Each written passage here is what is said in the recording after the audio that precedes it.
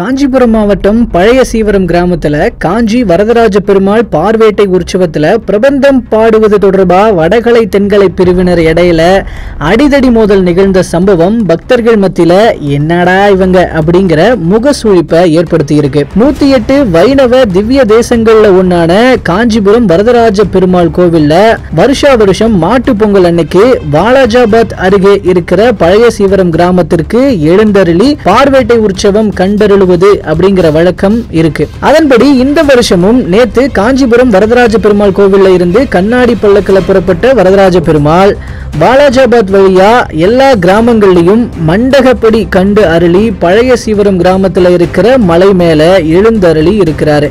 இதையடுத்து வரதராஜ பெருமாள் மலையிலிருந்து இறக்கப்பட்டு பழைய சீவர கோவில்ல இருக்கிற லட்சுமி நரசிம்ம சுவாமி பெருமாள் எதிர்கொண்டு அழைத்து செல்லப்பட்டு பக்தர்களுக்கு காட்சி தந்திருக்கிறாரு.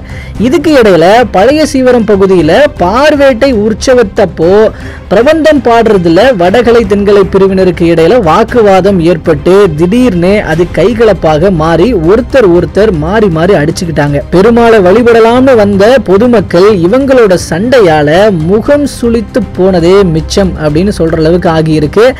ஏற்கனவே வடகலை தென்கலை பிரிவினருடைய பிரபந்தம் பாடுவது தொடர்பா வழக்கு நீதிமன்றத்தில் நிலுவையில் இருக்கிறது குறிப்பிடத்தக்கது அப்படிங்கிற நிலையில வருஷத்துக்கு ஒரு முறையாவது அடிச்சுக்கிற இந்த வடகலை தென்கலை பிரிவினருக்கு இடையேயான இந்த மோதலுக்கு ஒரு முடிவே கிடையாதா அப்படிங்கிறது தான் இங்க சாமானியனின் கேள்வியாக இருக்கு.